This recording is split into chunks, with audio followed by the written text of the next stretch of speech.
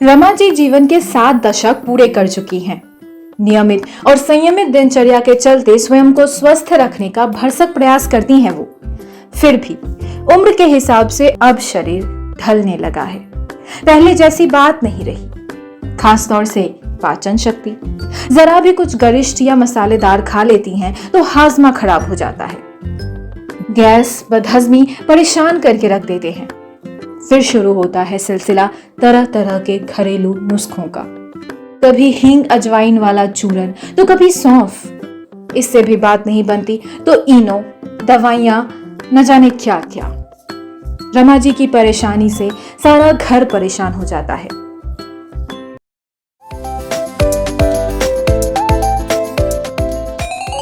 आप सुन रहे हैं कहीं अनकहीं, सुकून भरी कहानियों की दुनिया, और मैं हूं आपकी हमसफर वर्षा। चलिए तो शुरू करते हैं आज का एक नया सफर। रमा जी हमेशा से ही खाने पीने की बेहद शौकीन रही है। अपने स्वास्थ्य के मद्देनजर अब वह हल्का और सुपाच्य भोजन करना ही उचित समझती है।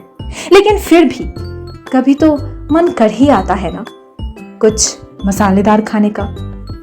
अब पिछले ही महीने की तो बात है, बेटे रमन का जन्मदिन था और बहू रोहिणी ने बहुत मन से छोले भटूरे बनाए।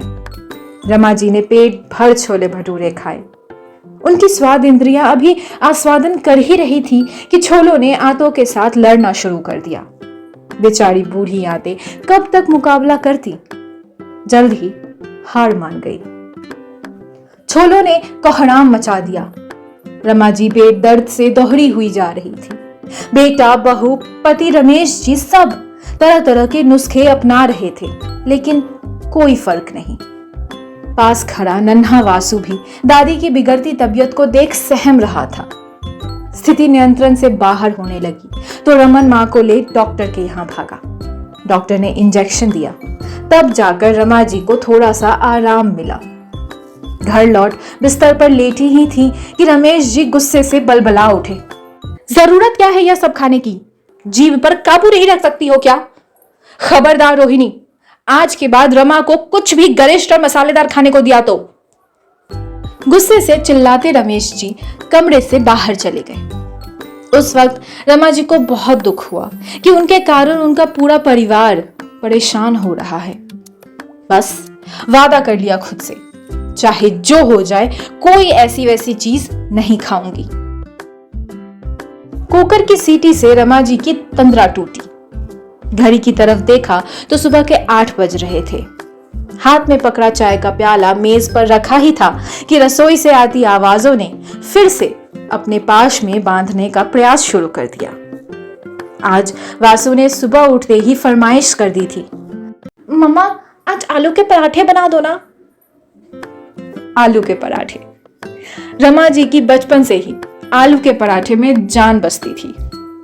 मन को मचलने से रोकती रमा जी अपने कमरे में जा बैठी, जैसे कोई तपस्वी अपनी साधना भंग होने से डर रहा हो। जानती थी बहू उनके लिए नाश्ते में ओट्स बनाएगी। कहां आलू के पराठे और कहां ओट्स। तभी परेशान पति और बच्चों के चेहरे नजर के सामने घूम गए। नहीं नहीं, मैं बिल्कुल विचलित नहीं होंगी। मन ही मन अपने इरादे को मजबूत करती रमा जी कुर्सी पर सिर टिका बैठ गई। बहू ने आलू में प्याज और हरी मिर्च तो डाले ही होंगे। हरे धनिये की नींबू डालकर लाजवाब चटनी बना दी है रोहिणी आलू के पराठे के साथ। क्यों ना हो, मैंने ही तो सिखाई है। सोचते हुए मंद मुस्कान तैर गई होठों पर। आटे की लोई से दुगने आलू भर हल्के हाथों से बेलते हुए पराठे को गोलाकार किया होगा। फिर जब उसे गर्म तवे पर डाला होगा, उसके बाद शुरू हुआ होगा पराठे के सिकने का सिलसिला। मध्यम आंच पर कुछ सुनहरे गुलाबी से सिकते पराठे आहा कितने मनमोहक दिखते हैं, और उनसे उठती खुशबू, उसका तो कहना ही क्या।